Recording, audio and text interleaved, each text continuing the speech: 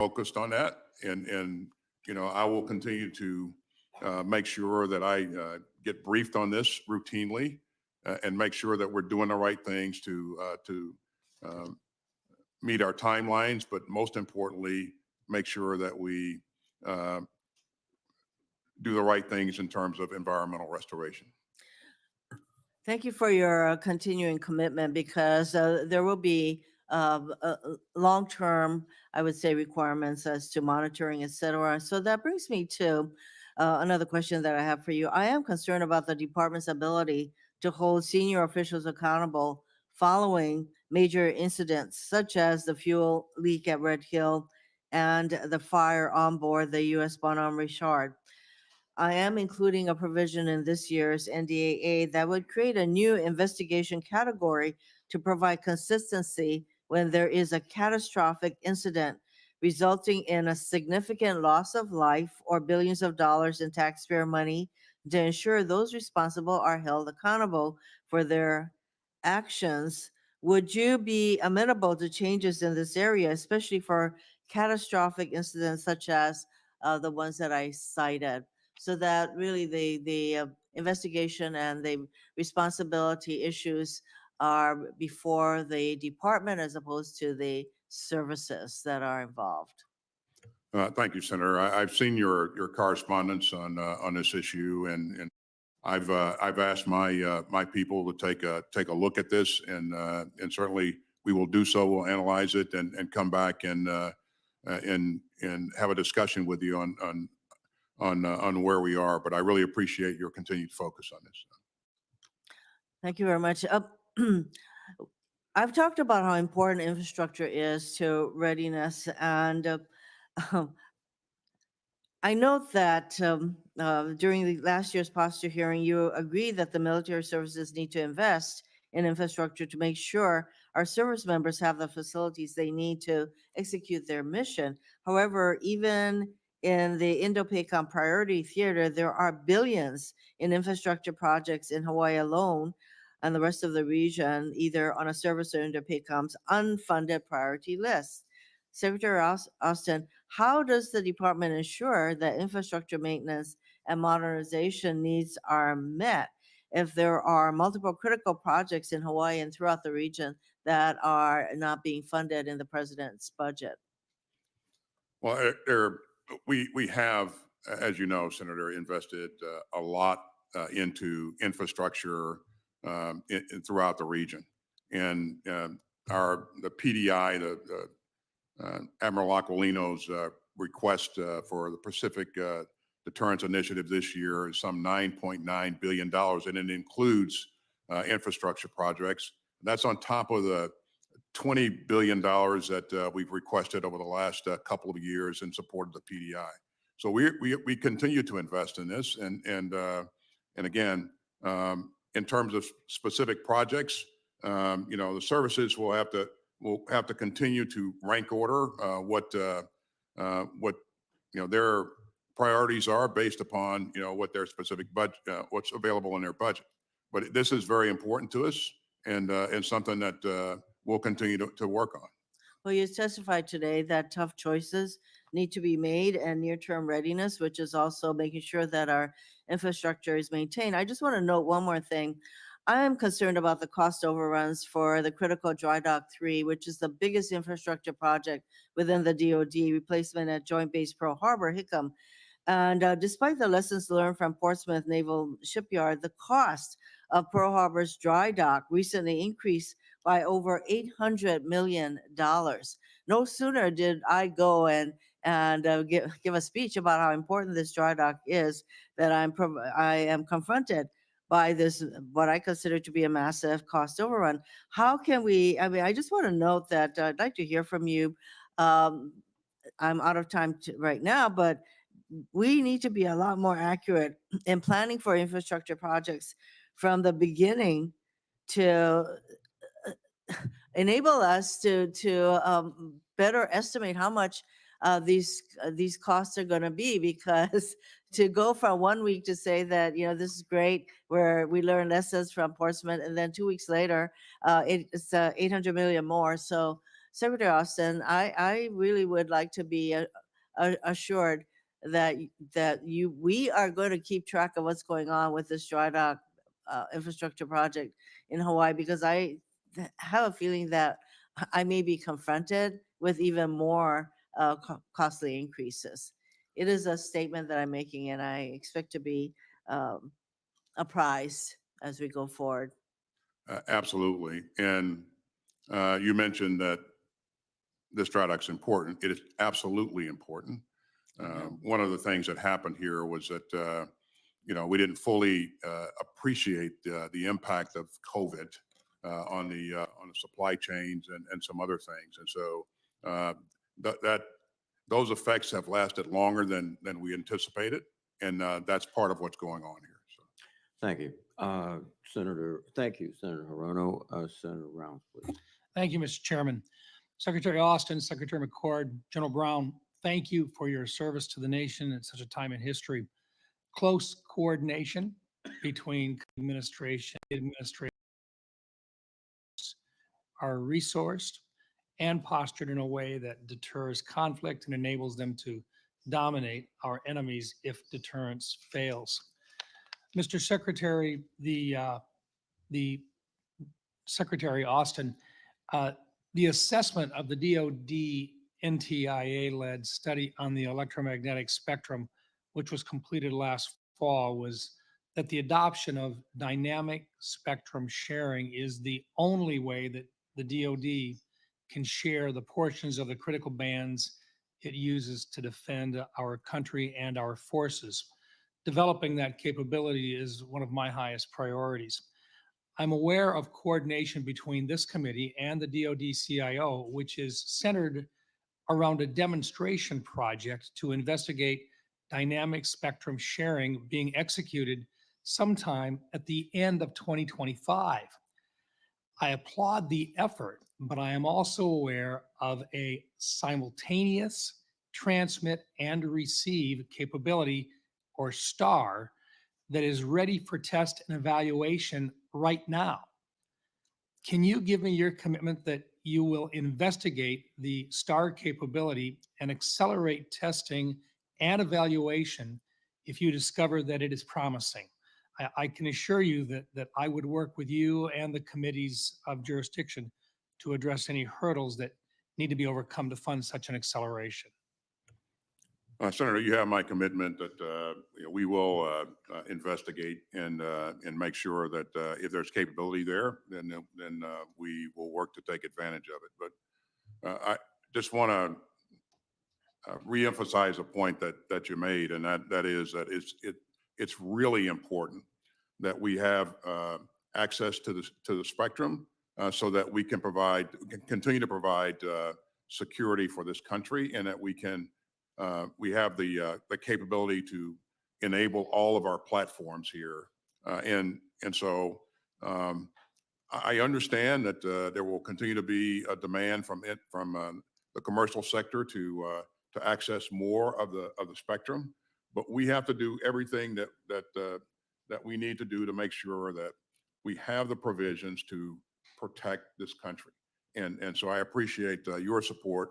And I'm also committed to working with the Secretary of Commerce and with anybody else that can create a capability to enable that dynamic sharing. So thanks for your efforts on that. Well, thank you, sir. And once again, I think this new capability may very well be a key to addressing this issue in an expedited basis. And I appreciate your agreement to work with us on that. Thank you, sir. General Brown, the B-21 Raider and the next-gen air dominance platform will be critical in a fight against a near-peer adversary.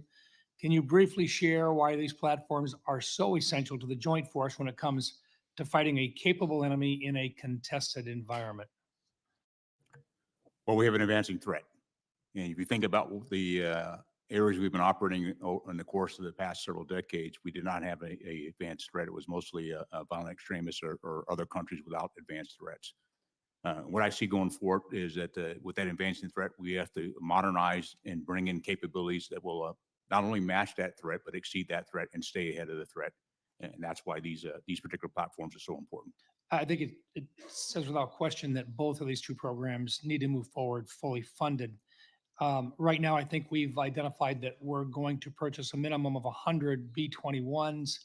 I suspect that you would agree with me that that number may very well have to go up if we appropriately take care of the needs that our men and women in uniform require. I know in my last job, we, as the Air Force chief, we did talk about the aspect that we may need to go above 100. I'll defer to the Air Force, but I'll just say that I am focused as a chairman to make sure that we have the joint capabilities for the force and making sure that we are working very closely together with all the services to bring that capability forward. And how important is it that NGAD be fielded as a full program of record? That is also important, but as you're aware, the Air Force is also looking at collaborative combat aircraft as well to increase capacity at a cost and create more dilemmas for our adversaries. Thank you. I see my time has expired, Mr. Chairman. Thank you. Thank you very much, Senator Rounds. Senator Kane, please. Thank you to our witnesses for your service. I want to return to the heartbreaking tragedy in Israel and Gaza. Israel, of course, must defend itself against those who would annihilate it. No one asked the question about whether the United States had a right to defend itself after 9/11. Israel has that right, and that would include Hamas. It would include Hezbollah. It would include Iran. It would include militias connected to Iran. It would include the Houthis. But in the days after the October 7 attack, I offered this advice to the Israeli ambassador to the United States, Ambassador Herzog: learn from our own mistakes and confine your vigorous defense to a defense against Hamas, and don't let it look like it's a war against Gazans or Palestinians, who are not the same as Hamas, who often are under the thumb of Hamas. I gave advice to the ambassador then that the world would be watching to see what happened. And there's various bits of evidence that you look at to determine whether this is a defense against Hamas or whether it's a war against Gazans or Palestinians. First, the extent of civilian casualties. The civilian casualties in this war have been heartbreaking. And yet, because Hamas chooses to embed with civilian populations, it's extremely difficult to defend against Hamas without that heartbreak. Second, how you talk about the war. Are you talking about it as a war against Hamas, or are you more broadly talking about it as a war against all Gazans or Palestinians? In the weeks after the October 7 attack, yes, there was trauma. You don't necessarily say the most precise thing when you're traumatized, but there were too many statements from Israeli leadership, the president, the defense minister, suggesting we're going to shut off all water, all food, all everything into Gaza, collectively punishing Gazans who are not necessarily part of Hamas. That is unfortunate. Third, the allowance of humanitarian aid. 500 trucks a day were supplying the needs of these 2 million people into Gaza. Aid was throttled off immediately. Water was turned off. Just 2 days ago, the amount of aid into Gaza hit 300 trucks. And yesterday it got near 500 trucks 6 months into this. If you are not allowing what you were allowing before, food and medicine, to get to a civilian population, you're making the situation worse, not better. There's no reason the United States should have to build a pier in the Eastern Mediterranean. There's no reason we should have to airdrop supplies, often endangering people who have to go out into the water and get them. I applaud the president for convincing, finally, Prime Minister Netanyahu to open the crossing from Erez after it took months to get them to open the crossing from Kerem Shalom. But the pace of humanitarian aid is insufficient. The widow of our former chair, Senator McCain, Cindy McCain, said 2 days ago that we are on the verge of a catastrophic famine in Gaza, and we may not be able to recover. If you wanted to maintain a vigorous war against Hamas, but not against Palestinians, you'd protect Palestinians from violence on the West Bank. It was shocking to me to hear reports from our own U.S. military officials that settlers' violence against Palestinians on the West Bank is not only increasing, but in many instances, the violence is accompanied by escorts from IDF reservists and Israeli border officials who are protecting settlers committing violence against Palestinians. My understanding is that the escort phenomenon has abated, but the violence against Palestinians on the West Bank has not. And finally, if you wanted to make plain that it was a war against Gaza, not against Palestinians, you would hold out some hope to Palestinians that they might have a future of autonomy as they were promised in 1948. The world made a promise to two people in 1948 that there would be a state of Israel and a state of Palestine living side by side peacefully. One promise the world has kept, one promise the world hasn't kept. There's a million reasons for that.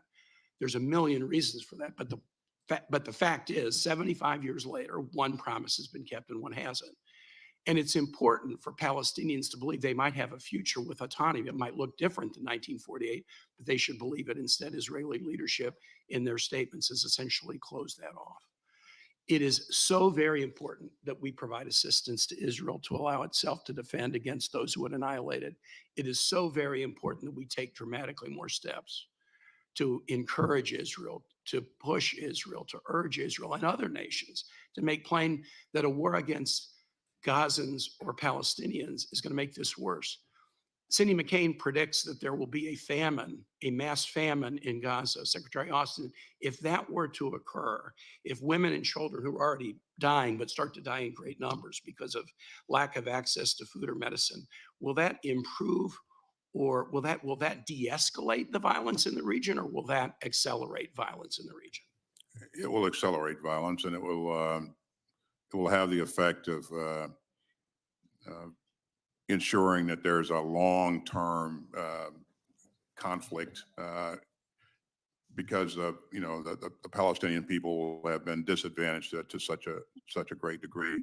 This doesn't have to happen. I think to your point, I think, we should continue to do everything we can, and we are doing this to encourage the Israelis to provide humanitarian assistance, to open up more land routes, and to separate the Palestinian people from Hamas. Failure to do so, I think, would just create more terrorists. I'm going to close and say we already see dangerous escalation. The U.S. has had to wage 460 strikes against the Houthis who are firing into the Red Sea. They weren't really doing that in any significant quantity until the war in Gaza started. And the U.S. has put our own personnel on high alert in the Middle East because there's the expectation that Iran will retaliate against Israel for an Iranian attack on, for an Israeli attack on Iranian positions in Syria. We've got to find a path to de-escalation here. The world is depending on us to do so. Thank you, Mr. Chair. Thank you, Senator Keynes. Senator Sullivan. Thank you, Mr. Chairman. Gentlemen, thank you for your testimony. I appreciate the discussion of the supplemental, and I would encourage you to continue to talk about it, not as a Ukraine aid package, but as a package that actually builds out our own industrial base to protect our own country. Because that's what it is, as you mentioned, Mr. Secretary. It's actually closer to 60% of that entire bill goes directly into the defense industrial base. When you look at the AUKUS dollars, it actually unlocks about $6 billion to build subs, the weapon system that Xi Jinping is scared to death of. So I think, labeling it as Ukraine aid isn't helpful. It should be called the Fighting Authoritarian Aggression Supplemental or the Defense Industrial Base Enhancement Act. So I would encourage you to continue to talk about it in that regard and the amount it focuses on Israel and Taiwan. So I think that's important, particularly this week with the House. I want to get to the defense budget, which is what you're testifying here. Would you both agree, Mr. Chairman and Mr. Secretary, that we're facing one of the most dangerous times in our history since World War II? This is one of the most complex times that I've seen, Senator. General? In the 39 years I've been wearing a uniform, this has probably been the most complex I've seen. So I know these are hard questions, but I'm going to ask them. The president has put forward defense inflation adjusted cuts to the Department of Defense every year. Now, the chairman mentioned, well, this was a House Republicans. This is the commander-in-chief's leadership, and he's failing on it. Every year, he puts forward Defense Department cuts during one of the most dangerous periods.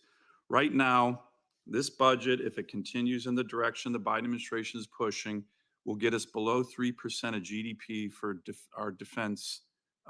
We've only done that 4 times since World War II. Do you think being at 3% of GDP or below 3% of GDP for the Department of Defense meets the moment in terms of the dangers we're seeing right now? Mr. Secretary? I think, again, operating within the guidelines of the law. No, but I'm not asking about the law. I'm saying if we go to below 3% or below, do you think that meets we've been there 4 times. It was mostly in the late 90s when we had the so-called peace dividend. Is 3% of GDP for our Department of Defense what we need during these very dangerous times? No, we are, again, we linked our request to our strategy. And again, I think we had to make some tough choices, as I said earlier. Would like General, to- in your, I'm sorry to interrupt you, Mr. Secretary. General, in your personal opinion, do you think that below 3% of GDP spending is what we need to meet these dangerous times, which we all agree are dangerous times? Well, Senator, what I really believe on this is that we got to get a budget on time. For the past 15 years, we've been, I agree with that. Talk we've to had Senator Schumer. we've had 5 years in I- continuing resolutions, and getting 100%. budgets on time actually impacts our buying power. I agree with that. But can you answer my question? 3% of GDP. It's a pretty easy answer. The answer is no, right? Well, Senator, as a warfighter, I don't. Here, Mr. Chairman, I'd like to submit this chart for the record. It just shows where we've been 4 times since World War II. We've been at 3% of GDP or below. The answer is no. I think we all know that. This committee knows that. It's important. I respect both of you very much. You have a lot of experience, but it's important to come to before this committee and tell us what you believe. None of you believe going below 3% of GDP is good for the Department of Defense. I know that. I know it's hard. The president clearly thinks it is good for the Department of Defense. He cuts the budget every year. It's got to make your job really tough. Let me go to an area that you understand very well, both of you, and that's deterrence with regard to Iran. Tom Friedman, the New York Times columnist, recently observed that fighting through Tehran's proxies, Hamas in Gaza, the Houthis in Yemen, Hezbollah in Lebanon, Syria, Shia militias in Iraq, Iran is reaping all the benefits and paying virtually no cost of the work of its proxies. I asked General Kurilla if he agreed with that. He said, yes, I think they're not paying the cost. That's your CENTCOM commander with regard to Iran. Vice Admiral Brad Cooper mentioned on 60 Minutes that the Houthis are actually being supplied by the Iranians, advising by the Iranians, trained by the Iranians, and very importantly, they are receiving targeting information on American warships in the Red Sea. So the Iranians are providing the Houthis targeting intel to shoot and sink the USS Carney and USS Eisenhower. Both of you are, I think, very clear-eyed on the threat that Iran poses. You've seen them killing our troops over the years. General, you've had an up close, I'm sorry, Mr. Secretary, you've seen that very up close with the EFPs in Iraq. Why are we not sinking Iranian warships, intel ships, that are providing targeting intel to kill Marines and sailors from Alaska or North Dakota? I mean, I find this outrageous. Why are we not doing that? Why are we not telling the Iranians, overtly or covertly, next time you send intel to target an American warship through the Houthis, we will sink your ships? Why are we doing that? That's so basic to me. Mr. Secretary, you've been very strong against Iran your whole career. And I maintain the point that Iran needs to be held accountable for what it's doing, continues to do. They're providing intel to kill American sailors in the Red Sea. Why don't we sink their ships? Attacking Iran is a different issue, and I think They're attacking us. their proxies are attacking. No, they're providing intel to kill Americans. General, your advice on this, in your personal opinion? As the Secretary said, we'll continue to hold Iran accountable for much of this activity. And I can talk to you more in a classified session of some of the options that we are working through should one of our ships get attacked. This is not an unreasonable position that I'm proposing. Here's the problem, and I've talked to the CNO of the Navy. There was this barrage against the USS Carney, 28 missiles and drones recently from the Houthis. If one of those slipped through and sunk that ship, the president would have pressure to go to war with Iran. My view is we should just tell them right now, enough.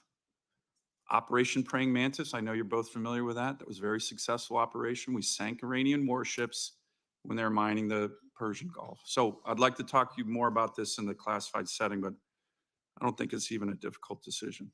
Thank you, Mr. Chairman. Thank you, Mr. Chairman. One of the quotes attributed to Mark Twain, which has never been verified, but if he didn't say it, he should have, which is that history doesn't always repeat itself, but it usually rhymes. In the late 1930s, there was a very deliberate and sophisticated Nazi propaganda effort in the United States, up to and including members of Congress, to affect American opinion and political opinion toward the Nazi regime and the defense of Europe. And it worked until Pearl Harbor. Today, Chairman McCall and Chairman Turner in the House have both acknowledged a very sophisticated and concentrated Russian misinformation and propaganda attempt here in the United States to affect our public policy toward Ukraine. And indeed, both of them acknowledge that this has up to and including members of Congress. Do you see, Mr. Secretary, a danger to this country from this kind of concerted, conscious misinformation campaign on the part of the Russians? Absolutely, Senator. And that danger increases on a daily basis. And to your point, it is sophisticated to the degree that people don't know that, where the information's coming from and how Russia is doing these kinds of things. But again, there is a danger. Yeah. Well, it's one of the vulnerabilities that we have is also our greatest strength, which is the openness of our society, the First Amendment, free speech. The vulnerability is that our democracy is based upon information, and if the information stream is compromised by a foreign actor, that endangers our country. One of my concerns is that it's very difficult to defend against such attacks.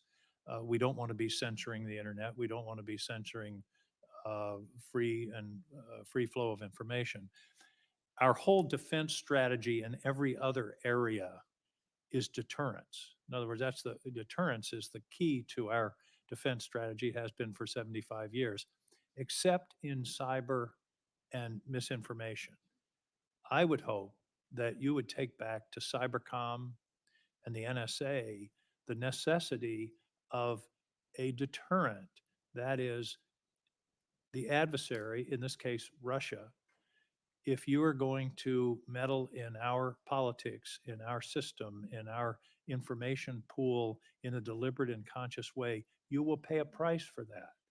Not necessarily kinetic, but it could be cyber, it could be sanctions, it could be others. But one of my problems is that there doesn't seem to be a deterrent in this field, which indeed is the new frontier of warfare. Mr. Secretary, I hope you will take that thought back. If deterrence works in nuclear policy, in conventional kinetic policy, it also can work in this new frontier of misinformation to undermine the national security of this country. I'll take that back, and we'll take it for action. We'll drill on possibilities to create that deterrent effect that you're talking about. So. I'm afraid if we don't do that, it's just going to continue. There's no reason why it shouldn't. It's cheap for them, and it's very damaging to this country. With regard to Gaza, Senator Kane laid out the situation very effectively. It's become apparent. I met with Prime Minister Netanyahu in January. Presidents talked to him repeatedly. You use the word encourage. It's become apparent to me that the current government of Israel needs more than encouragement. And I was surprised that at the very week that the World Kitchen attack occurred and the continuing humanitarian crisis, that the administration approved the transfer of additional munitions to Israel, particularly offensive munitions. 2,000-pound bombs are not defensive. They're offensive, and they're not very precision. Why did the administration make that decision? It seems to me the president's hand would be strengthened significantly if he had said, we're going to pause this planned conveyance of these offensive weapons until we see some serious attention to the humanitarian crisis and also to the problem of civilian casualties. Yeah, so I had the opportunity to speak with my counterpart on this attack, and I was very upfront in terms of, you know, how horrific this was, and the fact that it needed to be investigated and people held accountable. We're seeing some of that activity. In terms of, as a president engaged prime minister, I won't speak to that, you know, the contents of that conversation, but it clearly had an effect. We have seen changes in behavior, and we have seen more humanitarian assistance being pushed into Gaza. There needs to be more still, but again, I think, you know, the president's conversation did have a positive effect. Now, hopefully that trend will continue, but that's left to be seen. So. Well, again, I think all of us feel Israel absolutely has not only a right, but a responsibility to defend itself, but it's the conduct by which they're doing so that is actually hurting Israel. That's what bothers me. I consider myself a friend of Israel, and by not separating the Palestinian civilians from Hamas, they are playing into Hamas's hands. When you kill a civilian child, their parents are not going to be very sympathetic to the people that let that bomb loose. And my concern is that, particularly when those bombs are coming from this country, we have a responsibility as well in terms of that, the way that war is being conducted, because we are engaged also in terms of the supply of the weapons. Thank you, Mr. Senator Chairman. Kane. Let me recognize Senator Kramer, please. Thank you, Mr. Chairman. Thank you, gentlemen, for being here and for your service to our country. General Brown, I'm going to start with you. I'm going to follow up on a number of things my colleagues have brought up, but I want to ask you very specifically, is it your best military advice to the Commander-in-Chief and the Secretary of Defense to continue to cut the defense budget to the point where we're now below 3% of our GDP? Is that your best military advice? You know, I give more advice on operational capability. But You guys are very but- good at not answering questions. But I will also tell you, one of the things we will do is actually continue to advocate for the resources required for the Joint Force. And this is an area that I will continue to work not only with my boss, the Secretary, but also with this committee. Mr. Secretary, Senator Cotton, I think, asked you about striking energy assets in Russia, particularly refineries. You sort of said, maybe there's better places. I don't want to say it the way you said, but better places for them to strike. Hasn't energy become a weapon in the war in Russia and Ukraine, and frankly in Iran? In fact, regarding Iran, I think somebody said that the position of the administration is to make Iran pay for what they've done, and we'll talk about some of those options, General, in the other session. But aren't sanction waivers for Iran? I mean, that doesn't seem like a great way to make them pay. They've now been able to use oil to build their reserves, their financial reserves, from $4 billion, which is what they had at the end of the Trump administration, to $75 billion today. So aren't energy assets actually almost like hitting, say, a military site? They can and will eventually have an impact on a country's ability to produce military capability. There's no question. The question is, if you're in a fight and you're fighting for your life, is that most important to you, or can something else be addressed that can affect the battlefield, the current battlefield, more effectively? Okay, if I buy that, couldn't we be doing at least more on our part to provide some of those much cleaner energy resources, rather than letting Iran, for example, continue to sell to China, another adversary, and build up their reserves? Leaving that for a minute, I want to get to something even more specific, and something that I was planning to bring up before all this came up. And that is, and it won't surprise either one of you, that I continue to be concerned, and your combatant commanders are sounding the alarm about the Air Force continually not only eliminating legacy and current ISR assets, but now future ISR assets with the hope that somehow low Earth orbiting satellites are going to solve the day. And I know you'll say, because we always hear, well, the combatant commanders never have enough ISR. They'll always say they don't have enough, but their concern is escalating along with the deterioration of our airborne ISR assets. I know about the priorities, and we need to do more. But could General Brown, maybe now that you have this broader responsibility than just the Air Force, maybe you could speak to that a little bit for me and help me feel better about it. And again, we can talk about it in more detail later. Well, Senator, I appreciate the question. And I'll just tell you, based on experience, having been a deputy commander to combatant command, air component commander, as well as a service chief, and now as the chairman, I do think about all the capabilities that we have, and ISR is one of those. And I will just say it's one of the more contentious issues that we have across the joint force. The things we're going to have to continue to do is not only look at the ISR that we do have to keep that moving, but at the same time, look at opportunities, particularly, and you mentioned space-based capabilities. That's going to give us access into areas we can't get with some of the ISR that we have today. And so it's the combination of things, how we work together with the joint force, and this is an area that I am focused on with the joint chiefs and the combatant commands, to ensure that we're making best use of the resources that we do have, the capabilities in ISR, but I'd also say all the other capabilities that we provide for the joint force, and how we balance that out to make sure we're putting it in the right place at the right time to provide those capabilities. And so I'm having pretty deep conversations with the combatant commanders and with the joint chiefs on these very topics about how do we ensure that we are identifying the areas like ISR that we need to continue to resource, and how we best do that across the service and across the joint force. Earlier, I can't remember who was asking the questions, but you brought up CCA as a force multiplier. My term, not yours, but I think that's a term commonly used. I think it was in response to NGAD. But I just want to wrap up with this maybe admonition or please, please, please, as whether we're talking about CCA or we're talking about something new in space,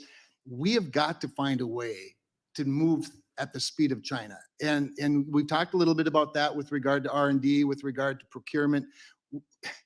We've got to knock down some of these barriers, and please ask us for help if we need to do some things from a policy standpoint, so that our innovators are in the fight with you, rather than just the 3 or 4 primes that have the same bureaucratic traditions that frankly the military has. We've got to become faster for what is with that, Mr. Chairman. Thank you.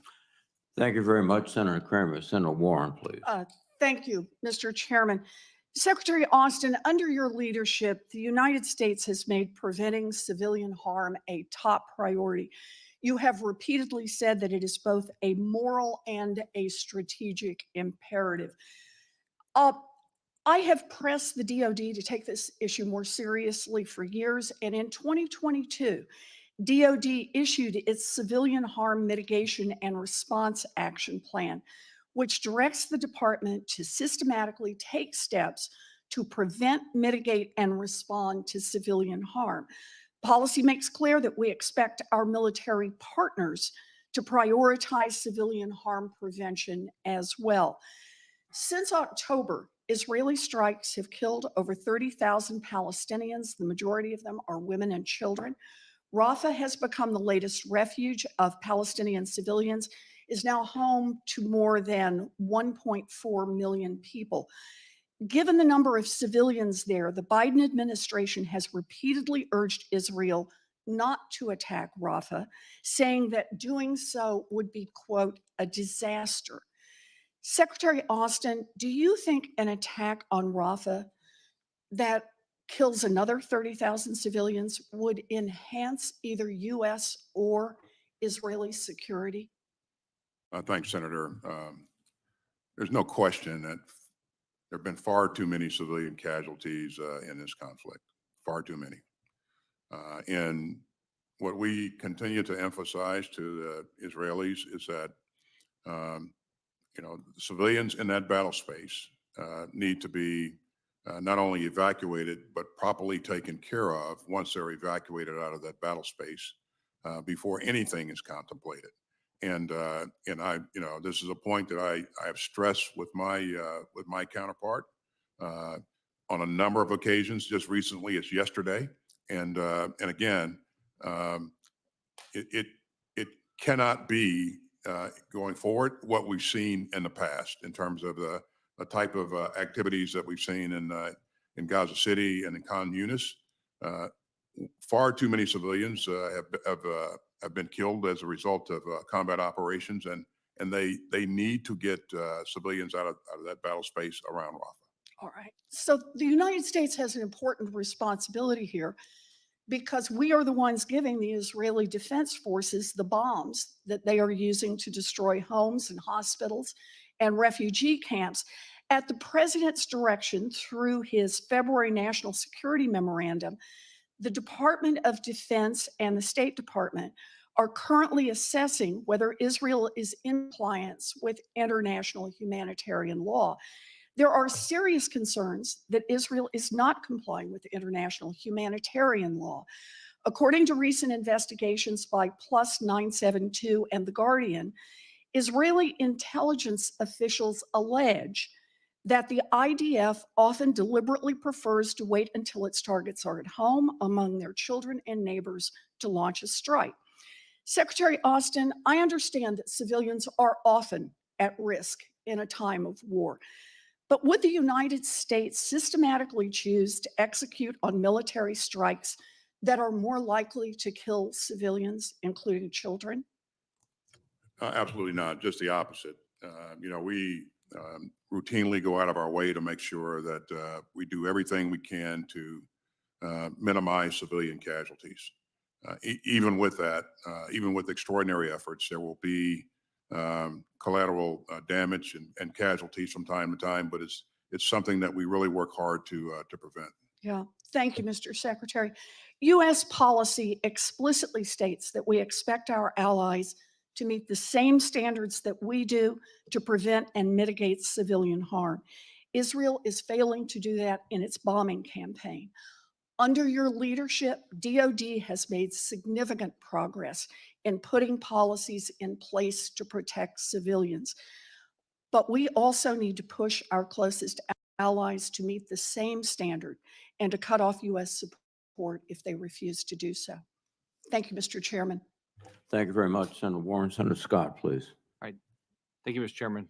Thank each of you for being here. Thank you for your service. First, I want to talk about Homestead. I'm from Florida. We watch what China's doing in Latin America. We watch what Russia's doing. We watch what Iran's doing. We know we have a Chinese spy station in Cuba. I've talked to Chairman Brown, Secretary Kendall, General Richardson about the importance of Homestead Air Force Base as from a standpoint of power projection and the need to have a flying mission. And I think all of them have agreed the importance of Homestead. So, Secretary Austin, do you believe that Homestead's important for power projection to Latin America? And should we have a flying mission there? And will we get a flying mission there?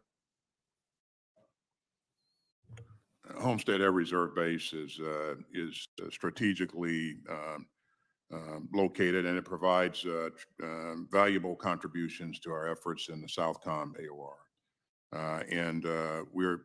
We continue to be grateful for your support for Homestead.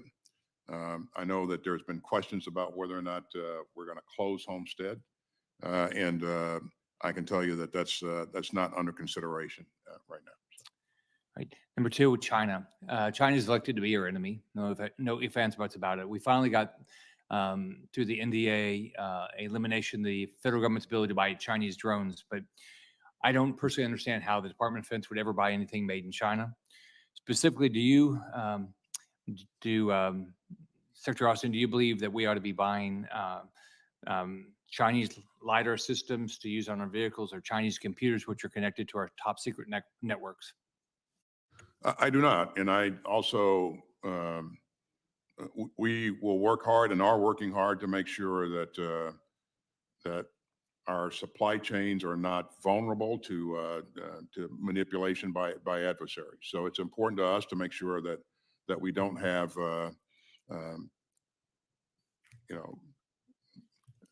elements from our adversaries included in our weapon systems and repair parts and you name it. So this is something that we pay very, very close attention to. All right. So I'll take that. If we propose things where we're going to prevent DoD or federal government to buy in Chinese products, you'll be supportive. Next, let's talk about Israel. I just got back from Israel. I met with the Prime Minister. I met with the War Cabinet. I went to the Nova Film Festival. I talked to families that lost their loved ones there. I went to a kibbutz that I'd been to in 2019, where 63 people were murdered by Hamas. Hamas was about half a mile from there. I listened to a video of a young lady that was about to be and was murdered by Hamas. I went to a house where a mother was burned alive. I went where babies were killed. It's disgusting. What I found in my conversation there is that in contrast to what some of my colleagues have said, the IDF is absolutely committed to the safety of Palestinians. They have zero interest in killing civilians. And actually, they put a lot of effort into making sure that that doesn't happen. My takeaway of this was that they don't understand why the Biden administration doesn't try to hold Qatar accountable. Why don't they because everybody believes that Qatar can get the hostages out today. And I met with American hostage families, and I met with some that have families alive and some that have bodies still in Gaza. There's not a lot of understanding of what the Biden administration has actually done to get our American hostages home. And then the last is that a lot of people I've talked to don't understand why the Biden administration would attack Israel for the civilian deaths, which were horrible on the humanitarian effort that was done. We're including where the kitchen program was done, where even an American was killed. At the same time, the Biden administration has done nothing to hold anybody accountable for the 13 service warriors' death at the Kabul airport, or the death of innocent Afghan family killed in a U.S. drone strike during the withdrawal. So 3 questions. Do you believe that we ought to demand accountability by Qatar? Should the Biden administration do more to get our hostages home? And 3, why does the Biden administration demand accountability, which actually Israel did do an investigation, but to my understanding, we've never done an investigation, hold anybody accountable for the drone strike that killed an Afghan family, or done anything about the 13 service members that died at the Kabul airport. Regarding the recovery of the hostages in Israel, this has been a priority for the United States since the very beginning. The president and all of the senior leadership have been focused on this and doing everything possible to try to get these hostages released. And that work continues. I know you've seen Director Burns go back and forth to the Middle East, working with his counterparts on this issue. We remain hopeful that we will see movement at some point in the future. But this is very, very important. Again, Hamas is responsible ultimately for the start of this war. This brutal attack on Israel and the killing of Israeli citizens and Americans was just, it's unthinkable, quite frankly. But having said that, there have been far too many civilian casualties. I think there is a way to be successful operationally and tactically, and also protect civilians. The two are not mutually exclusive, Senator, and I think we just need to see a better job in terms of being more precise and protecting the civilian population. So, How about Qatar? I'm sorry? How about Qatar holding them and demanding accountability? I mean, they've got Hamas leaders living in luxury. Yeah, The Biden administration, as far as I can tell, has done nothing to hold them accountable. We have a military base. we do have a military base here, and it is very important to us. And Qatar has done a lot to help get hostages released, and they continue that work. I've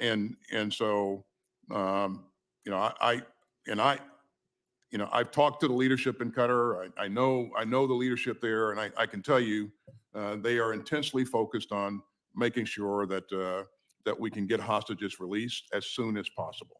Thank you, Senator you. Scott. Senator Peters, please.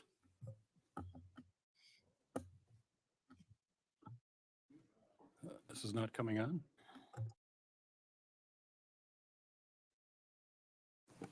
There we go. Thank you, Mr. Chairman. Secretary Austin, General Brown, as you know very well, the Air Force plans to field several different types of collaborative combat aircraft with varying capabilities, including surveillance, jamming, and deception. These CCAs, combined with both fifth and sixth generation fighters, will certainly play a significant role in disrupting as well as defeating our adversaries' counter-air operations in any future conflict. However, maintaining air superiority is also going to require that all components, including the National Guard, train with CCAs in real-world training environments. These training opportunities found at locations like we have in Michigan, the National All-Domain Warfighting Center, I think it will be likely play a very key role in realizing that potential. So my question for both of you, Secretary Austin and then General Brown, with this in mind, how can active duty, reserve, and guard components best prepare for CCA integration and training, given the near-term acquisition of these uncrewed autonomous systems that we're going to see in the near future? Secretary Austin, if you'd answer first, please. Well, as you would imagine, Senator, I remain focused on making sure that we have the right mix of capabilities to execute our strategy. And I will just speak to the point that the CCA capability is really, really important, and it will ensure that we maintain a competitive edge in the future. And this is something that our Air Force has been working on for quite some time. And we're asking to invest in this, continue to invest in this budget. But your specific question about the training of reserve pilots, perhaps I'll let the chairman speak to that because he is a pretty good F-16 pilot and understands that the training requirements very, very well. But I would just emphasize that this is a tremendous capability. We're investing in the right things, and the total force at some point needs to have that capability. So, Thank you. General Brown? Well, Senator Peters, thanks for the question. And I think about the joint force as a joint warfighter, I often think and address the total force, and that's active guard, reserve, and our civilians. And in my role my previous role as the Air Force chief, as we started the path on collaborative combat aircraft, we looked at it from a total force perspective and where we'd apply that capability to make sure it is in all three components across the United States Air Force. I would also add, as we go down the path of uncrewed systems, not only in the air, but maritime and other areas, how we leverage that capability with our all aspects of our force will be most important to ensure we're able to have the full capability, not only from our active force, but also from our Guard and Reserve as well. Great. Well, General Brown, as a former fighter pilot, you know better than anyone that aerial refueling is a foundation of global mobility and power projection for the U.S. Air Force. And I am thrilled that Michigan will continue to support this mission as we welcome a squadron of 12 KC-46 refueling tankers to Selfridge Air National Guard Base. The capabilities of the KC-46 will support our current and future fighter and bomber missions for decades to come. And I think their value to the Joint Force was again highlighted in last year's multinational mobility exercise, Mobility Guardian 23. Well, my question for you, General Brown, is what strategic role do you see the KC-46 is playing in the Indo-Pacific, and how will they really contribute to our broader national security goals? Well, as you highlight, our tankers are strategic assets, and it actually allows us to be able to move combat power around the world like no other country, and to include the Indo-Pacific. And so what it does is it increases our combat reach and our combat effectiveness with these tankers. And having flown the KC-46, it's an outstanding airplane. I realize as we're bringing it on, we're learning some things about the airplane. But as you highlight, Mobility Guardian last year was a great opportunity for us to show not only what we could do with the KC-46, but what the rest of our mobility force in support of a potential conflict in the Indo-Pacific. Thank you, General. Thank you, Mr. Chairman. Thank you, Senator Peters, for the Knowledge of everyone, the first of two votes has begun, and let me recognize Senator Tuberville. Thank you, Mr. Chairman. Good morning, gentlemen. How are y'all? Secretary Austin, glad to have you back. You look like you in good playing shape. So I know you've had a tough couple months, but we are glad you're back. Secretary McCord, don't go to sleep on us over there. And I'm going to ask you a question. It's my understanding the work that we've done, my staff, we have spent $300 billion since 2014 in Ukraine. Does that sound about right to you? I know that's before your time. That does sound high to me. We did about 300 million a year for Ukraine for a number of years, and then just in the last 2 years, we've done about 40. So if you're talking whole of government, it might be, I would have to check, but for DoD, that does sound high. Yeah. Well, my staff looked into it, about 300 billion, their best guesstimate. Right now, we're printing or borrowing $80,000 per second, 4.6 million a minute. We can't sustain that much longer. We got to find best ways to spend our money. The DOD inspector general has said that there's 50 criminal investigations going on right now from money sent to Ukraine. By the way, one of the most corrupt countries in the world. Are you familiar with that, Secretary Austin? What I am familiar with is that we've given our Inspector General the access that he needs to be able to exercise oversight. And we've just increased his authorization in terms of number of people to have forward there. That's really important. But in terms of monies, specific monies that are being provided to Ukraine, we don't, as you know, Senator, we don't provide money. We provide security assistance in a way of equipment, munitions, and that sort of stuff. And we replenish, when we replenish the things that we've taken out of our own stocks to provide to Ukraine, that work comes through our industrial base. Companies in Alabama are helping to create the weapon systems to replace those systems that we provided to Ukraine. But I want in terms of specific cases that the IG may be referring to, I don't have knowledge of that. Yeah, I also want to remind you, we are building munitions in our country, and in Alabama, we do build quite a few boats, submarines, missiles, and those things. But we do spend a lot of money out of the country on munitions because our industrial base is not near what it used to be. General, can Ukraine win? Yes. What does that look like? Well, what we've said all along is we want to see Ukraine remain a sovereign, independent, and democratic state that has the ability to defend its sovereign territory and deter aggression.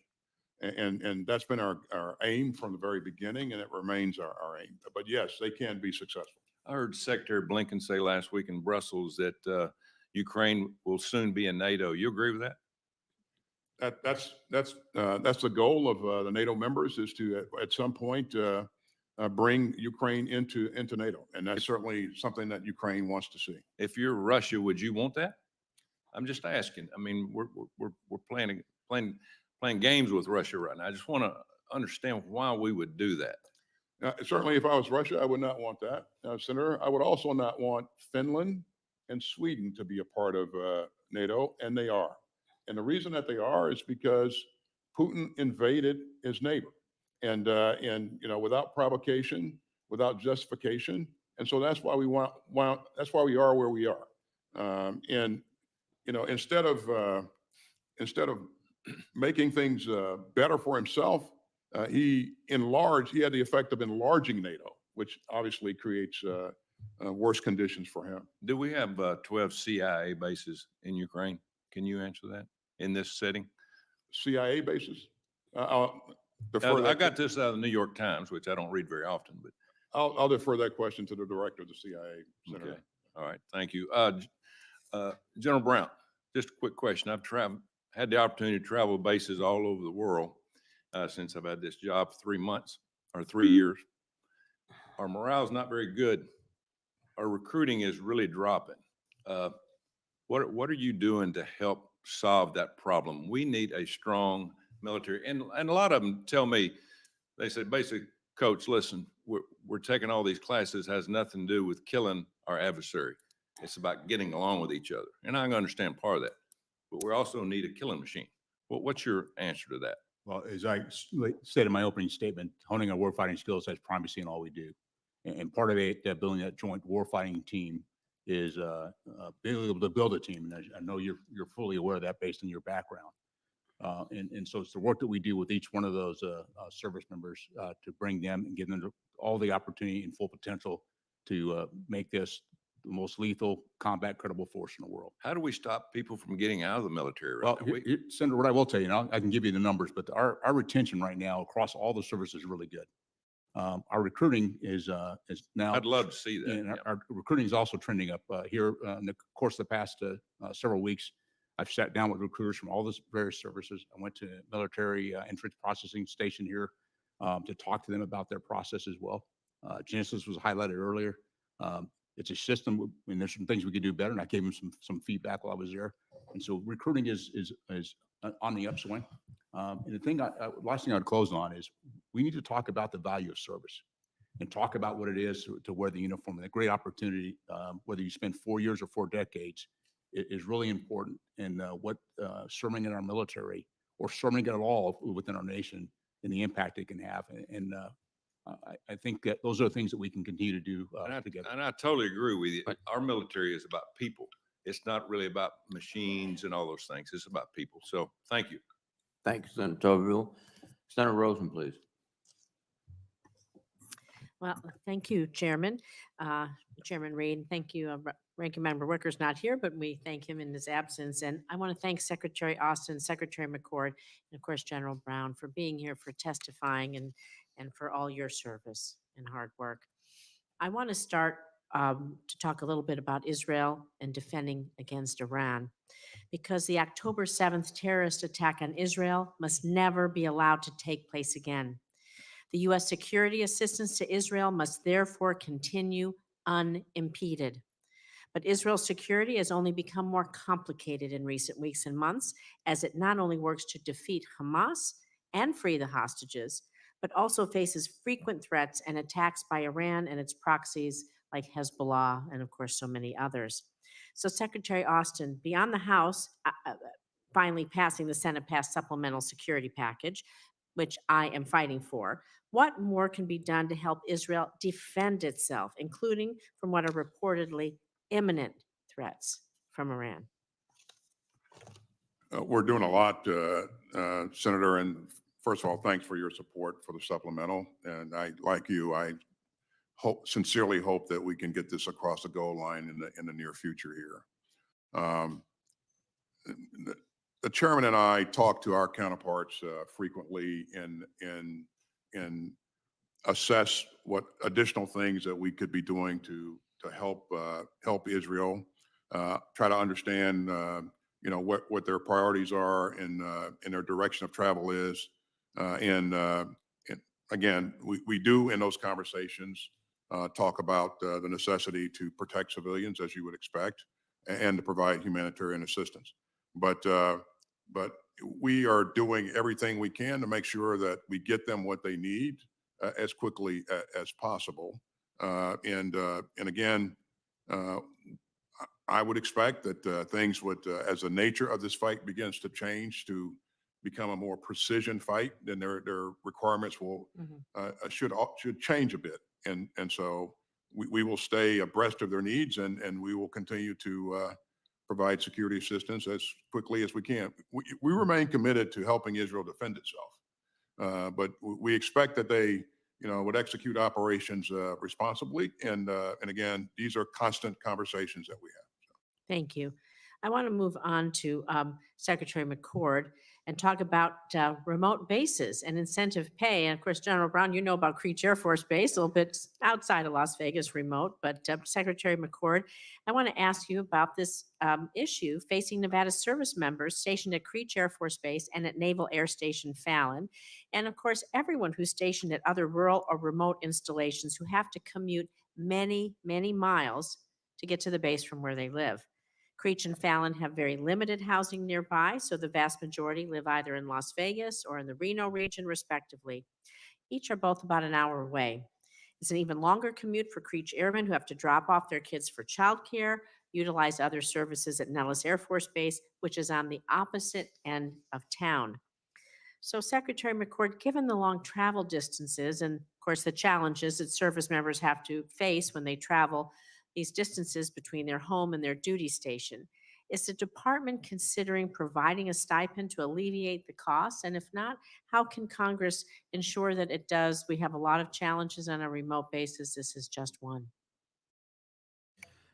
Senator, I'll need to consult with my colleagues in personnel and readiness as well, who will often make the final recommendation to the secretary on where we might go on benefits that we're authorized to do. And of course, we need to work with the committee if it's not something we have the authority to do.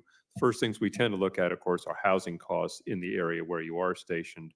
And in some cases, there's a CONUS COLA. Your issue is a little more unique to a couple bases, and I don't know that we have a particular proposal on the table working, but I will check with my colleagues and get back to you. Thank you. We'll look forward to that. And I want to continue with you, Secretary Austin, on some of these challenges that our servicemen and women have with affordable housing and childcare. Because in order to build a resilient military force, we have to meet the critical needs of service members' families. Two of the greatest areas they face in these challenges are affordable housing, like I said, affordable childcare. So what additional authorities or funding does the Department of Defense need to improve this access to affordable housing and, really importantly, affordable childcare? We're talking about Creech. Those drones go 24 hours a day, 365 days a year. They need childcare. And so how do we ensure that our service members can fully focus on their duties? Regarding housing, as you may have heard me say earlier, Senator, we, in terms of family housing, we're investing. We're asking to invest some $2 billion in this budget, and then $1.1 billion in unaccompanied housing. And it's important to note that $171 million is being carved out for oversight of our housing efforts. So this is very important. We're also, increasing the basic allowance for housing.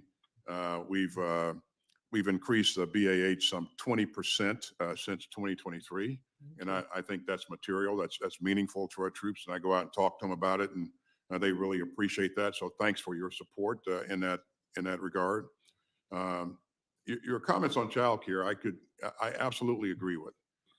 Just had our senior enlisted leaders together, and we meet on occasion to talk about what's important to the force.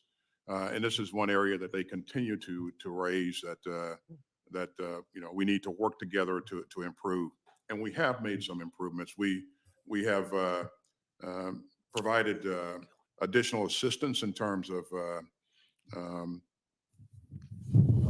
with child care fees. We're investing in child care facilities. I think some $4 billion or so that we're asking for new child care facilities in the 25 budget, and also we're investing in the quality of the workforce.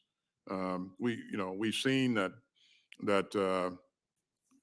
the more we can do to recruit a better quality of workforce is going to continue to help us. And so we've invested in that. That's paying dividends. We need to do more. Thank you, Senator. Thank you very Rosen. much. Senator Budd, please.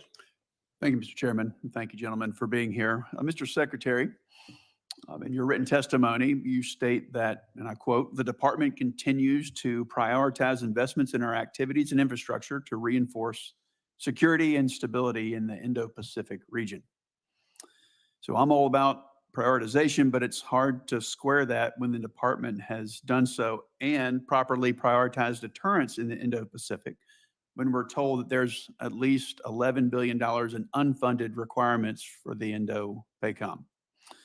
Over the weekend, this committee received a letter from Secretary McCord in fulfillment of your, Mr. Secretary, responsibility to submit a report that prioritizes matters identified as unfunded priorities by the senior military officers of the services and combatant commands. So, Mr. Secretary, is there a reason that you chose not to rank prioritize the list of unfunded priorities submitted to this committee?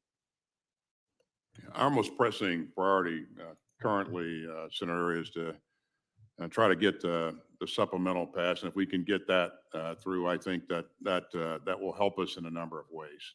And so I certainly appreciate the Senate's help in terms of the bill that you passed. And I would hope that we'd see some progress on this going forward.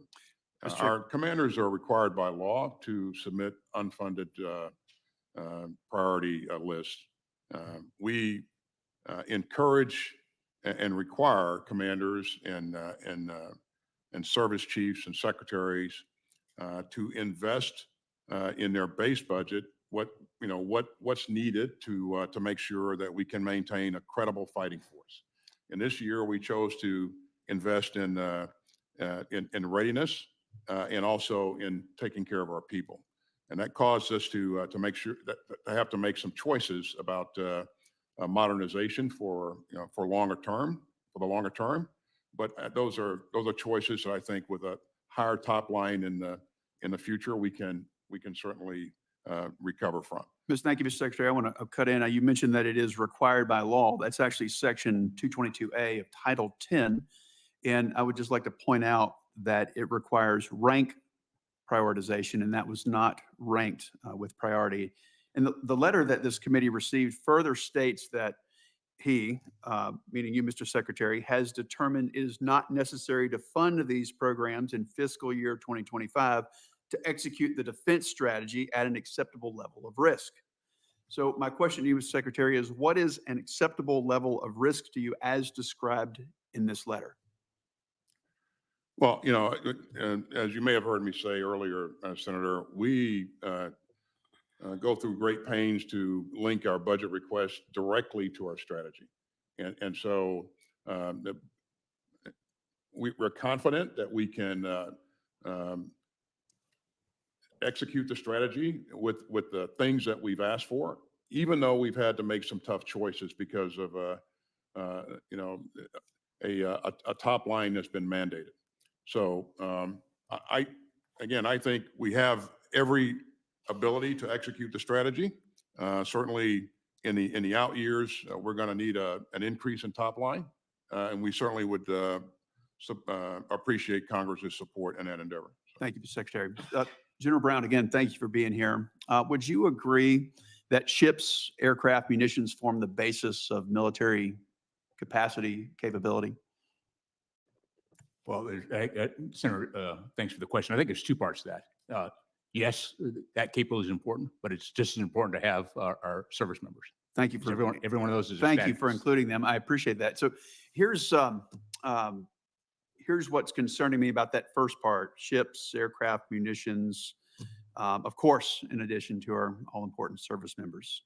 I'm a little bit confused because the budget request simultaneously divests ships and aircraft while making smaller than expected buys of newer platforms.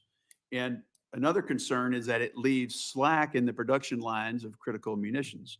So if I had to take our best aviator, and perhaps General, you're one of those, and we had to put them up against our adversaries' best aviators, I would take our guys, our men and women, 10 out of 10 times.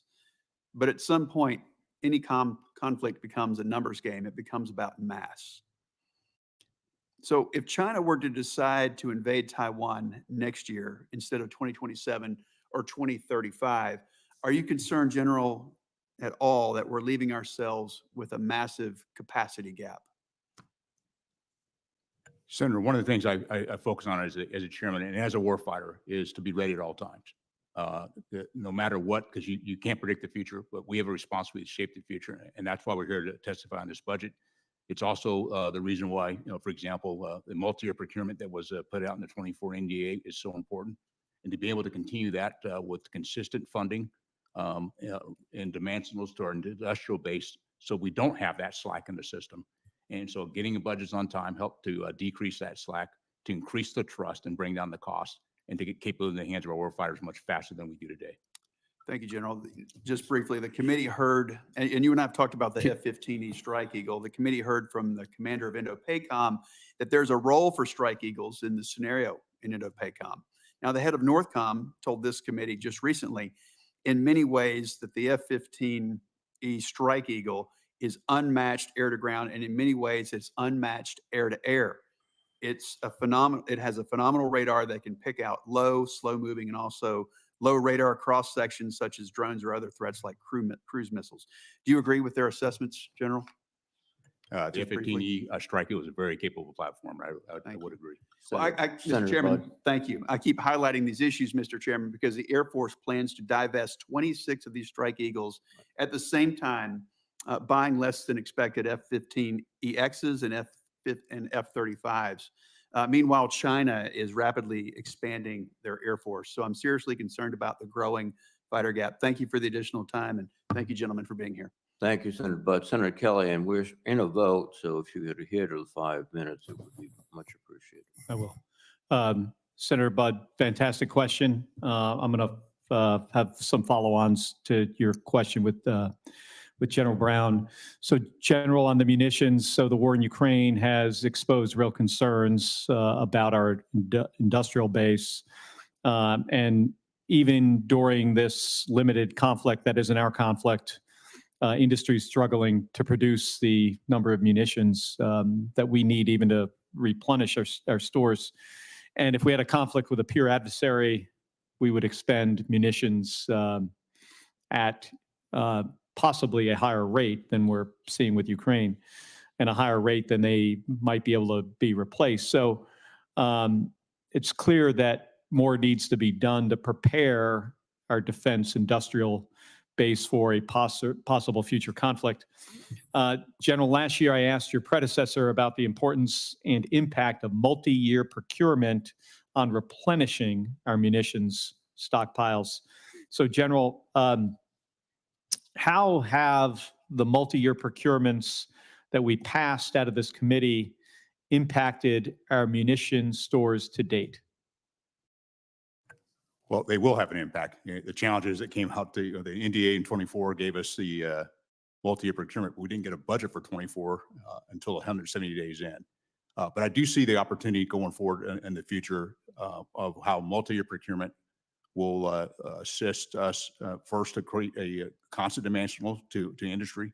So industry can get facilities, get a workforce, give us consistency, which builds trust, which brings down cost, and then just a steady stream of munitions. And these are the things we need to work on, in addition to getting the budget on time. All those together are going to help us increase our stocks. Last thing I would add to that is, the supplemental that's been talked about several times today. That doesn't only help our partners in Ukraine, it helps to build out a defense industrial base that will help us in the future to make sure we have the capacity and munitions we'll require for any future contingency. Okay, so beyond what you just mentioned and the supplemental, is there anything else we could be doing to make sure we have the right types and quantity of munitions going forward? Well, I guess the other piece that I would talk to you about is having gone out to visit some of our industry partners here just recently. One of the things we talked about is the workforce, and that can be a long lead item to make sure we have the engineers, the skilled workforce to bring in that capability. And this is why consistent funding and all that, so you can actually, once they have that workforce, they can maintain that workforce to continue to move forward as well. All right. Well, thank you. Separate subject, drones, the drone problem. Incursions on military installations have gone up and is a real threat to our national security. I think some of it is, hobbyists, but there are also foreign actors that are certainly involved here. In December, we saw a large number of drone incidents at Langley. We still don't know who was behind those. We had an F-16 about a year and a half ago in the Barry Goldwater range strike a drone. Not a lot of damage to the F-16. If it would have went down the intake, General, as we both know, that could have been catastrophic for that airplane and possibly the crew member on board if he couldn't get out. And we see consistent incursions around sensitive government facilities. So, General, why are the current drone detection and defeat systems that we currently have, why are they failing? And could you maybe go into why we need to continue to field these outdated measures? Well, Senator, one of the things we have to continue to work on is to continue to understand the technology that's moving forward and then move at the same pace as it was highlighted. We do have to move faster. If you go back to what happened in December, one of the things I did as a chairman was establish a cross-functional team that wasn't just from the military, but also the interagency to work together on this particular problem set, because it's a combination of factors. It's not only the detection, but it's the defensive systems that you use and how those may impact civil aviation and other areas. And so it's an area that we collectively have to continue to work on, not only here in defense here in the United States, but also at our forward locations where we have many of our service members deployed. Okay, well, we are prepared to work with you on that to make sure we have the right technology moving forward, that we could do more to solve this problem. So thank you, General. Thank you, Mr. Chairman. Right on time. Thank you. Right on time, Senator Kelly. LD, you crossed it. Senator Schmidt, we're trying to adhere to 5 minutes because of the votes. Okay, that's what happens when you're last, right? Yes, On sir. this dais. Yes, sir. Thank you, Mr. Chairman. Secretary Austin, the United States has appropriated $112 billion previously for Ukraine aid, $60 billion in the supplemental that's being considered. Based on this budget, am I to assume then that as of September 30th, there will be no more Ukraine aid from the United States? This request takes us out through the end of month September. Right, but there's no money, so I can only be left to assume one of three things. One is the war is over. Two, or B, the United States won't be allocating any more dollars. Or C, that this is a dishonest request.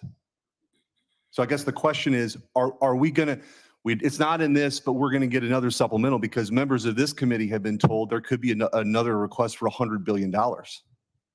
So I guess I'm just trying to understand the totality of the request to the American people for this war that does not seem to be represented in this request. Well, I assure you that the request is not dishonest, Senator. It's based upon for this fiscal year what we see Ukraine needs and our ability to provide security assistance and replenish our stocks. And again, this is not. This goes through our industrial base. I understand the argument, but I would also make the argument that the weapons that are being procured for Ukraine aren't necessarily the weapons that our industrial base would produce to defend the United States or even in the Indo-Pacific. Those are more long-range fires. That's really not what Ukraine needs. And so with an industrial base that does not have the capacity to do all of these things, we are making decisions about what is produced and what is sold. And those may not be in the interest of the United States. I mean, you understand the point? I do, Senator. And I think you're right. I think, there are munitions that we will need for a peer competitor fight that we're not using in Ukraine right now. But having said that, Ukraine needs air defense capabilities, weapons, systems, and interceptors. It needs artillery munitions. And of course, our industrial base produces all of that, and we have worked to expand our capacity in our industrial base to produce anti-tank weapon systems. I appreciate the point. I don't mean to cut you off. I just, as you heard, I have limited time. I just want to get through a couple more questions. So what does victory look like for Ukraine? How do you define victory? You may have heard me say this earlier, Senator, but we've said from the very beginning that what we want to see is a Ukraine that's a democratic country that has that is independent and has the ability to protect its sovereign territory, to defend its sovereign territory, and to deter aggression. Does that mean Crimea is part of Ukraine? Crimea is a part of Ukraine. Well, okay, right. But in order for the war to be over, does Ukraine have to control Crimea? In terms of how things transition going forward, I would not want to predict what President Zelensky will decide. I but, think part of the problem, with all due respect, is that this administration has not articulated what an exit strategy is. To me, this is a blank check for a war that, without any clearly defined goals, will be endless. And that is, so the skepticism among, I didn't vote for the supplemental because I don't think that we don't have adequate controls on how the money is being spent. Victory hasn't been defined. So for America's interest, I understand America's interest, we're continuing to head down this road, and now we're getting a budget request that isn't reflective of the administration's, for however long it takes, statement. So that's part of the objection. I guess one of the issues too is, and I want to make sure I'm clear, is it the administration's position that Ukraine should be admitted into NATO?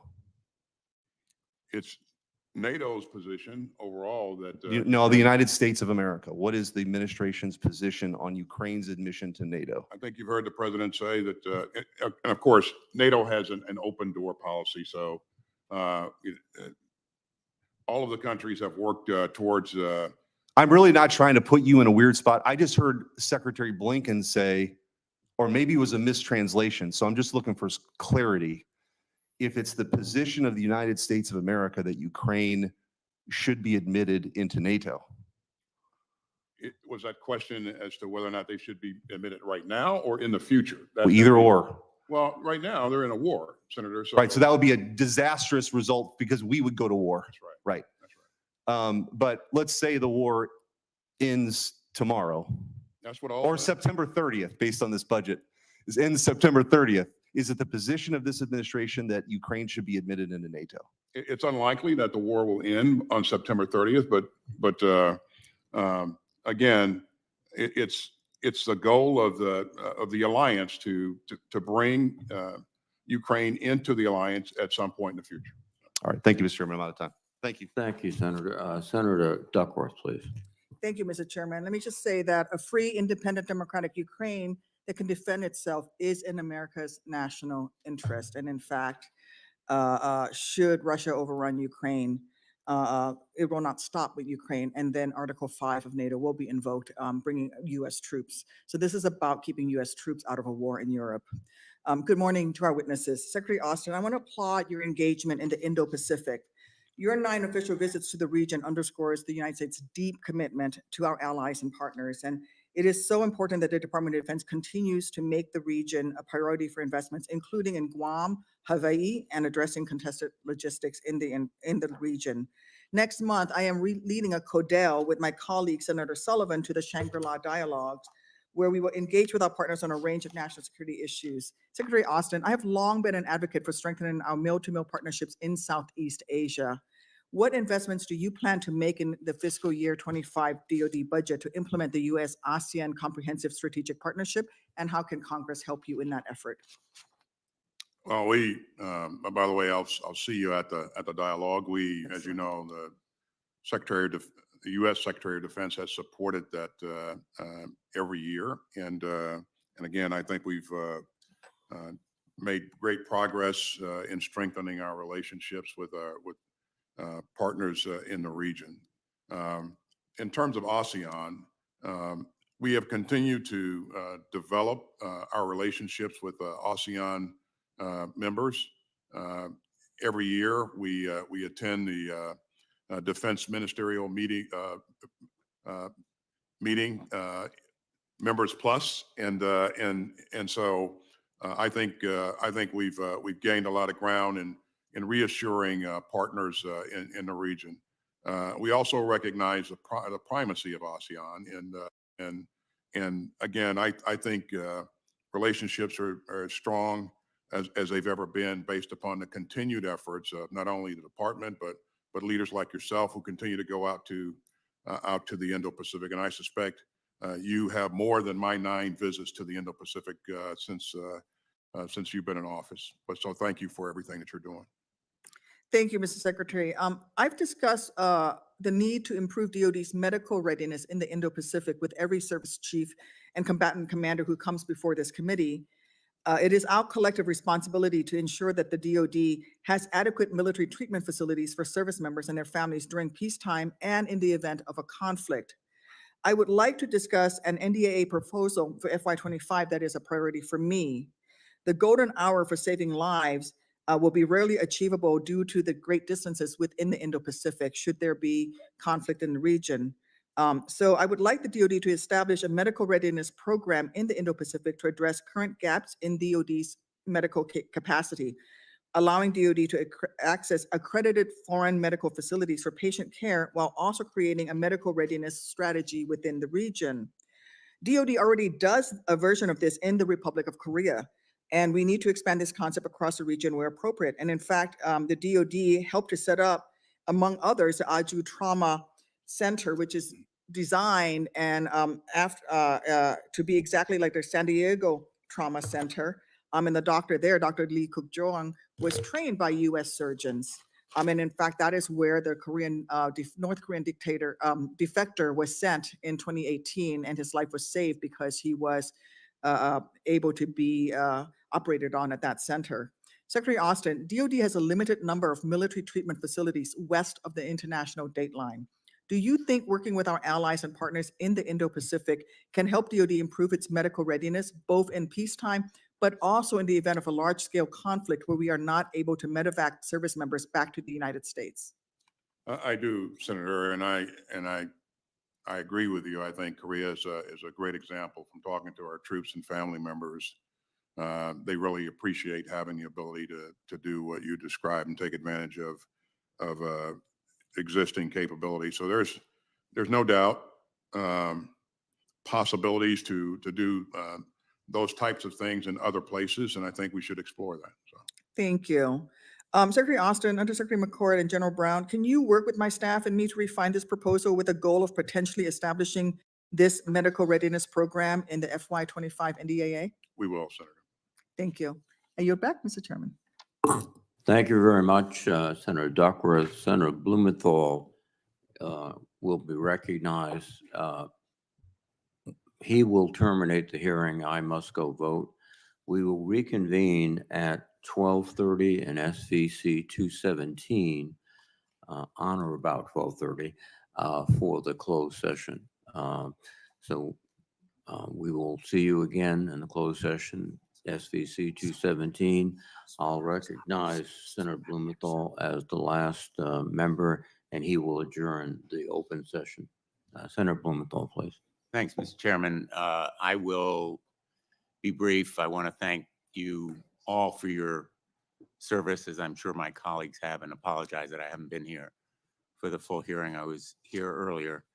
I want to ask about Navy shipbuilding and particularly submarines and the industrial base. As you know, the Navy's recently released 45-day shipbuilding review offered a pretty sobering look into the future of procurement efforts by the Navy. And according to this assessment, every major program faces multiple years of delays, including the Columbia and Virginia class submarines, which give the Navy an essential edge in undersea warfare over our competitors. Russia and China are trending in the opposite direction. They're building more, they're developing more and more advanced submarines. The decision to fund the production of just one Virginia-class submarine seems highly alarming. And in addition, it sends a signal to our key AUKUS partner that the United States may not fulfill its commitment to providing a key capability. So I am troubled that this decision seems to undermine procurement stability, the workforce development, and our credibility in this area with some of our key allies. So I would appreciate your comments, Mr. Secretary, on how we are going to correct any potential loss of capability, loss of progress in undersea warfare, and the kind of respect from our allies that we need to continue in this area of undersea superiority. Thanks, Senator. And our undersea supremacy is indeed a strategic advantage that no country in the world can match, and we're going to work to keep it that way. The current issue is one of capacity, and there is a backlog currently in terms of industry's ability to produce submarines on time. So we could increase the backlog, or we could choose to invest in the industrial base to expand capacity so that they can speed production up, and that's what we're doing. In FY 23 and 24, we requested some $1.9 billion to invest in the submarine industrial base. In this budget, we're asking you for a total of $4 billion. And in addition to that, the supplemental that we've spoken so much about today includes a $3.3 billion request to also invest in the industrial base. And that'll help us strengthen supply lines, and it'll also help industry recruit and retain the workforce that it'll need to produce these really sophisticated platforms.